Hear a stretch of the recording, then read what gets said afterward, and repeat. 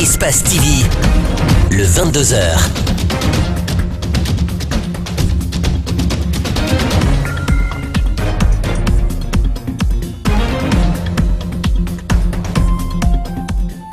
À la une de l'actualité ce soir, Bakary Fofana destitué à la tête de la Commission électorale nationale indépendante. Décision prise lors d'une plénière extraordinaire où 18 des 19 commissaires ont voté en faveur de Maître Amadou Salifou Kébé. À suivre les détails avec Abdourahmane Ba. Et puis à la rencontre de la communauté guinéenne au Japon où nos compatriotes évoluent dans diverses activités génératrices de revenus. Le groupe français Total à la tête d'un consortium vient de signer un accord gazier de 4,8 milliards de dollars avec Téhéran en dépit des pressions de Washington.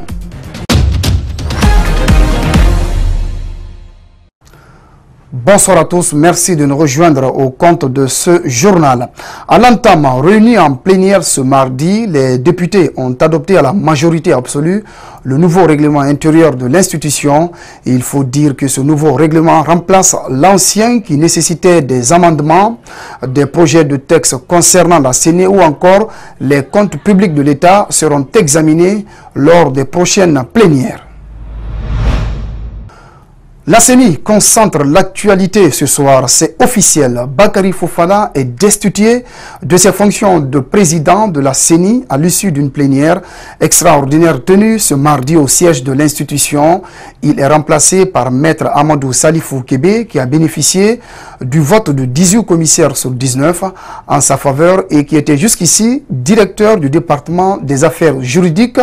Les commissaires accusent l'ancien président Bakary Fofana de mauvaise gestion des ressources financières de la CENI. Abdourahmane Ba, Djibril Kaba Kamara. C'est officiel, Bakary Fofana n'est plus président de la CENI. C'est ce mardi, à l'issue d'une plénière élective, que les commissaires de la CENI ont mis en exécution une motion de défiance. 18 des 19 commissaires ont favorablement voté pour le départ de Bakary Fofana à la tête de la CENI. Maître Amadou Salifou Kébé, ex-directeur du département juridique et communication, élu par la majorité de ses collègues, est désormais le président de cette institution. Je remercie mes collègues commissaires de la confiance qu'ils ont portée à ma modeste personne.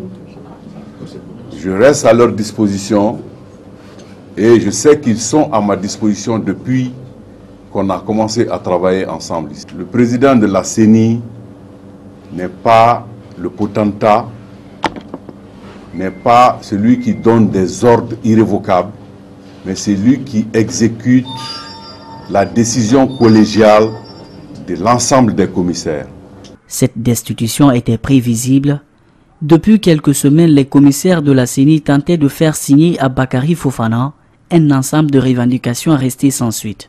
Une attitude qualifiée de mauvaise foi pour la plupart de ces commissaires, et pourtant le but recherché était de pousser l'ex-président de la CENI à observer une bonne gouvernance de l'institution. Parce que nous pensons qu'en fonction de tout ce qu'il est en train de faire, de ses agitations, il ne veut pas comprendre la majorité des commissaires. Nous pensons qu'il n'est plus en mesure de nous gérer, il ne peut pas nous conduire pour les élections qui sont pourtant capitales pour notre pays. Dans la loi organique, seul le président de la CENI est habilité à convoquer une plénière, sinon les 2/3 des commissaires. Mais à condition que le président soit notifié de la demande, toutes ces procédures ont été respectées. Mais la lettre lui a été adressée. On a fait une notification de convocation, bien sûr. Il a reçu la lettre, mais il n'a pas eu la bonne foi de répondre. Mais nous savons qu'on lui a adressé et puis il y a eu un soit transmis. Bakary Fofana va-t-il s'en tenir à cette décision? Les prochains jours risquent d'être agités tout au moins. Un autre combat peut être engagé, mais cette fois-ci par voie judiciaire. À la veille de la plénière de ce mardi, Bakary Fofana a fait une déclaration dans laquelle il avait réitéré sa volonté de travailler avec tous les commissaires de l'institution. Ce n'est pas tout, il est revenu sur quelques dispositions prises suite à une plénière d'apaisement tenue le 21 juin dernier. Compte rendu, Alpha Omar Baldé, Abdoulaye Kamara. C'est un président de la CENI visiblement décontracté qui s'est présenté à la presse ce lundi. À sa prise de parole, Bakary Fofana indique qu'il a présidé une plénière d'apaisement à la CENI, réunion au cours de laquelle Il a mis les commissaires face à leurs responsabilités. Compte tenu de la nature de notre mission, et particulièrement dans le contexte de l'attente de la population pour des prochaines élections qui doivent être fiables et performantes, j'ai demandé à chacun de tourner la page et de tirer les enseignements positifs pour l'avenir de notre institution. À cette occasion, il m'est paru essentiel de promouvoir le pardon mutuel entre tous les commissaires, sans exception. À l'issue de cette plénière, une commission a été mandatée pour proposer conformément à la loi un mécanisme en phase avec les textes réglementaires qui n'implique pas l'acceptation du comité de trésorerie. Une cellule technique a été proposée conformément aux dispositions du règlement intérieur de la CENI. Une commission devrait définir les missions de cette cellule, et ceci impliquant que toutes les mentions ou dispositions contraires à la loi devraient être abandonnées.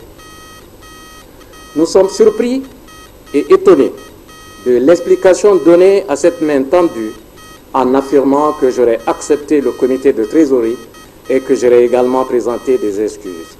Cela n'a jamais été le cas. Le président controversé estime aussi ne pas savoir pourquoi les commissaires menacent de le destituer, mais il se veut optimiste. Je ne connais pas les motivations. Ce que je sais, c'est que j'ai des responsabilités de gestion de mon institution dans l'intérêt de mon pays. Consolider le processus électoral dans notre pays, ce n'est pas une tâche facile et vous comprendrez très bien, parce que vous êtes des observateurs avisés, les aléas du débat politique, dans l'approche des élections, forcément entraîneront toujours des conflits de ce genre ou des mésententes de ce genre. Mais il va de soi que nous saurons surmonter cela aussi dans l'intérêt justement de notre pays.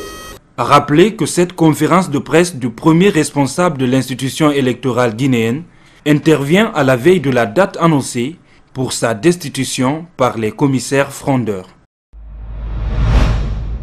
Voilà donc ce qu'on pouvait dire par rapport à cette actualité qui concerne la Commission électorale nationale indépendante. Dernière journée du brevet d'études du premier cycle en République de Guinée. Quelques cas de fraude ont été signalés à Conakry et en région, mais en général, le bilan du déroulement de l'examen est appréciable, indiquent les responsables de l'enseignement préuniversitaire. Forcaria est la ville où la dernière épreuve a été lancée en présence de la délégation du ministère de tutelle. Mariam Nabé et la Jaliouba. Plus de 127 000 candidats finissent ce mardi le brevet d'études du premier cycle. Le collège-lycée Mamadou Konaté de la ville de Forcaria a eu l'honneur de recevoir une mission du ministère de l'enseignement préuniversitaire et de l'alphabétisation pour l'épreuve de mathématiques. Depuis que je suis là, ça se passe bien avec la dame, madame la DPE, bien organisée, une sécurité interne. Vraiment, ça se passe bien. On n'a pas trouvé d'objection. Les 7 centres, on a tous sillonné. Il n'y a pas eu de problème, il n'y a pas eu de fraude au niveau des élèves, même au niveau des enseignants. Tout est correct. Nous avons 7 centres avec 2 franco-arabes intégrés. Dans les 7 centres, nous avons 1934 candidats, dont 603 filles. Dans ce centre, des cas d'absence sont enregistrés, mais les consignes ont été respectées. Chaque matin, dès après le lancement, 30 minutes après, les informations commencent à tomber à la DPE. Donc nous aussi, à notre tour, nous balançons directement à la cellule de monitoring. RAS, il n'y a pas eu d'élimination parmi les candidats ni parmi les surveillants. Conakry, Kindia, Guékédou et quelques villes ont connu la fraude, mais les auteurs ont été directement réprimés. Personne n'est au-dessus de la loi, parce qu'à Conakry, il y a un gendarme qui est actuellement dans la main de la gendarmerie. Pour complicité de fraude, on a fait notre travail, c'était de mettre main sur des délinquants. Nous les avons mis à la disposition de la justice, à la justice de faire son travail. Et je pense que leur sort se trouve dans la main de la justice. Et je suis rassuré que la justice guinéenne fera correctement son travail. La neutralité de la population, la participation de l'APAE et l'implication des administrateurs territoriaux ont caractérisé le BEPC en République de Guinée. J'ai fait mon mieux quand même. et les épreuves ont été bien passées. Je souhaite bon sens à toutes les candidates guinéennes qu'il y a 100% dans notre pays. Dans l'actualité encore, fini ce mardi du séminaire de programme de promotion de l'entrepreneuriat jeune. Durant une semaine, des jeunes ont été outillés sur l'élaboration et le suivi du projet. Des recommandations ont été formulées pour la pérennisation des résultats obtenus. Mamadou Kalisso, Abou Korea Kourma nous signe le reportage. Des experts venus de 8 pays d'Afrique et d'Europe ont pris part à ce séminaire. Pendant 8 jours, les échanges ont porté sur le montage, le suivi des projets. Il y a eu également des partages d'expériences entre experts et séminaristes. À l'issue des travaux, des recommandations ont été formulées à l'endroit des États membres, tout comme à la conférence des ministres de la jeunesse et des sports de la francophonie. L'implication des autorités politiques locales dans le suivi des jeunes financiers installés sur leur territoire. L'invitation à faire des retours d'informations à la CONFESES pour les activités organisées dans le cadre du PPJ. L'incitation à la création et à l'animation des réseaux des jeunes entrepreneurs autour du PPJ. La collaboration entre formateurs et séminaristes a été franche. La rigueur. Les participants ont apprécié la qualité de la formation reçue et promettent de restituer fidèlement. Je dirais que je suis très satisfait de ce séminaire parce que moi j'ai eu à élaborer mon mémoire de master sur le programme. J'ai eu la chance de faire 3 mois de stage au siège du secrétariat général de la CONFESES à Dakar. C'est sur le programme que j'ai travaillé et c'est en qualité de personne ressource qu'on m'a invité à cet atelier. Mais je peux dire que les travaux, les résultats de ce séminaire sont très concluants et contribueront au développement de ce programme dans les 27 pays qui en bénéficient en Afrique. À en croire les organisateurs, les résultats obtenus dans ce séminaire seront partagés aux pays du Maghreb, de l'Afrique centrale et des Grands Lacs, mais aussi de l'océan Indien. Comme annoncé au sommaire, au Japon, la communauté guinéenne est solidaire. Elle s'est regroupée en association afin de veiller sur les uns et les autres. L'ambassade de la Guinée dans ce pays garde un lien avec ses ressortissants qui sont dans diverses activités génératrices de revenus. Idrissa Bari a rencontré l'un d'entre eux. Suivez son reportage. Mokhtar Ba est un jeune Guinéen qui réside à Tokyo depuis maintenant 17 ans. Après ses études, il s'est lancé dans plusieurs activités professionnelles. Actuellement, il évolue dans le loisir. Avec un collègue japonais, il a créé une boîte qui s'occupe de l'événementiel et de la gastronomie, dénommée Food and Beverage. Le seul problème avec le japonais, c'est quand tu te comportes contrairement à leurs principes et à leur manière de vivre. Sinon, moi, je ne vois pas de problème ici depuis que je suis là. Je n'ai jamais eu de soucis et tout ça. Ouais. Parallèlement, il gère aussi un business chargé du commerce international. Comme Mokhtar, il y a environ 400 Guinéens qui vivent sur le territoire de l'Empire du Soleil Levant et sont pour la plupart dans diverses professions. Pratiquement tous les secteurs. Ils travaillent dans tous les secteurs de la vie sociale. Bon, vous avez des ingénieurs, vous avez des techniciens, vous avez des gens qui travaillent dans des entreprises qui font de la main-d'œuvre et tout ça. Chacun selon ses compétences et selon son domaine, en fait. Des fois, moi, je me souviens, quand j'étais en Guinée et tout ça, au lycée ou au collège, les gens ne voulaient pas pratiquement s'orienter dans des centres de formation professionnelle. Et je vous dis carrément, c'est des mecs qui sont beaucoup plus importants ici qu'un bureaucrate, disons. La représentation diplomatique de la Guinée au Japon garde un contact avec la communauté. Selon l'ambassadeur de la Guinée dans ce pays, à l'initiative de son institution, les Guinéens du Japon se sont organisés en association afin de rester solidaires les uns des autres, notamment pendant les cas sociaux. C'est ainsi un bureau a été mis en place. Et là encore pour les encourager, pour essayer de trouver des solutions idoines, pour voir dans quelle mesure ils peuvent se donner la main et puis tenir compte des préoccupations des uns et des autres et évoluer en synergie comme une vraie communauté, comme une vraie nation, si petite soit-elle, pour essayer d'apporter des éléments de réponse qui peuvent s'imposer à eux. Le Japon, moins présent dans les projets en Afrique, tente de renforcer sa coopération avec les Africains à travers l'organisation de la TICAD. C'est à travers cette rencontre qu'est née l'African Business Education Initiative qui octroie des bourses d'études aux jeunes d'Afrique pour aller se former et renforcer leurs capacités personnelles. La direction de la Société des eaux de Guinée devant les élus locaux de la commune de Ratoma. Objectif, expliquer les avancées sur l'installation de la conduite d'eau devant servir leur quartier. Suivra l'opération pose compteur chez les abonnés. Les chefs de quartier ont profité pour expliquer les difficultés rencontrées et la collaboration parfois difficile avec certains agents de la SEG. Mamadou Sadio Baldé, Ibrahima Souma. À Ratoma, certains quartiers n'ont pas d'eau depuis 10 ans.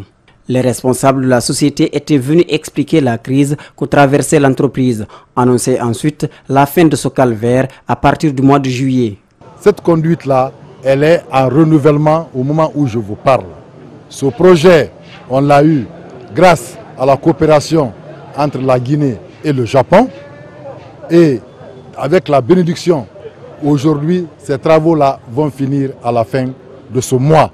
Et une fois que ça finit, le multiple désagrément au niveau des consommateurs, ça va être beaucoup amoindri, pour ne pas dire que ça va être annulé. Donc, le problème d'eau va beaucoup s'améliorer. En ce moment, nous demanderons aux abonnés de s'acquitter du paiement des factures d'eau. Dans l'ensemble, les quartiers de la commune de Ratoma endurent les mêmes difficultés. Les responsables sont prêts à tourner la page des années noires. Ils s'engagent aussi à accompagner l'entreprise dans l'accomplissement des travaux en cours. Une fois que ce changement de conduit est réalisé, ça va améliorer la desserte d'eau dans tous les quartiers de Conakry que nous connaissons, qui se plaignent beaucoup depuis 1999 en manque d'eau. Nous demanderons à tous les citoyens qui ont aujourd'hui des compteurs chez eux et qui savent que l'eau c'est la vie, donc pour garantir cette eau, pour garantir la société dans ses recettes, que les gens acceptent de payer les factures d'eau à temps. La relation entre clients et agents de la SEG est souvent entachée. Désormais, certains responsables sont prêts à saisir la direction générale pour trouver les solutions à leurs problèmes. On nous a promis de nous envoyer des agents sur le terrain pour venir corriger. Mais si toutefois les agents ne viennent pas, nous allons tous suivre la SEG.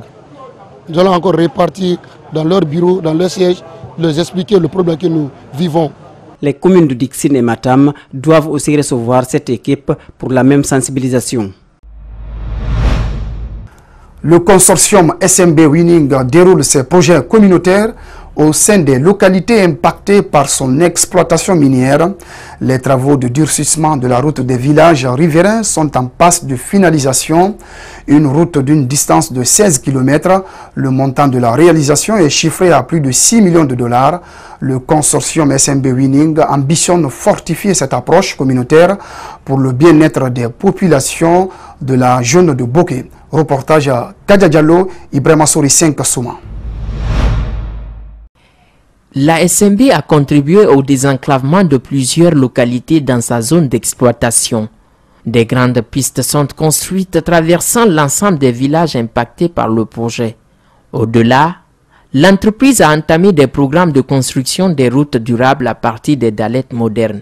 Ici, les travaux du projet de durcissement des routes villageoises évoluent sous l'œil des experts chinois. Ce projet, dont le délai d'exécution est de 2 ans, est une aubaine pour les populations touchées. Ce projet de durcissement de route est une autre démonstration. En vue de faciliter le déplacement des villages communautaires, améliorer la vie des villageois environnants et activer la prospérité et le développement commercial de la région de Bokeh, à ses propres frais, SMB Winning Consortium construit cette route à haute qualité avec une longueur de 16 km, une largeur de 7 mètres. Et la façon du durcissement, essentiellement, c'est avec le bloc en béton et il y a certaines sections avec coulage de béton. Et en raison de l'approche de la saison pluvieuse, la plupart d'exécution des travaux se déroulera dans la saison sèche avec un délai temporaire de 2 ans. Et le budget du projet n'est pas moins de 6 millions de dollars. Nous allons continuer nos efforts pour la prospérité de Boké et le bonheur du peuple de Boké. En même temps, nous remercions le gouvernement de Boké, les présidents du village, des doyens et des villageois. C'est avec votre soutien, SMB Winning Consortium, pour avoir un meilleur développement. Et de là, nous pouvons continuer plus de contributions au peuple de Boké. Cet ouvrage réalisé sous la Première République est en passe d'être réhabilité par la Société minière de Boké. Une réhabilitation inscrite dans le programme d'appui communautaire. Bâti en acier, ce pont relie la ville de Boké au quartier Korera. Les ingénieurs sont à pied d'œuvre pour mettre l'ouvrage à la disposition des communautés riveraines.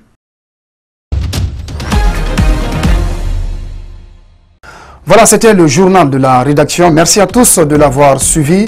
N'hésitez pas à visiter notre site espacetvguinée.info où toutes ces informations sont à retrouver. Bonsoir chez vous.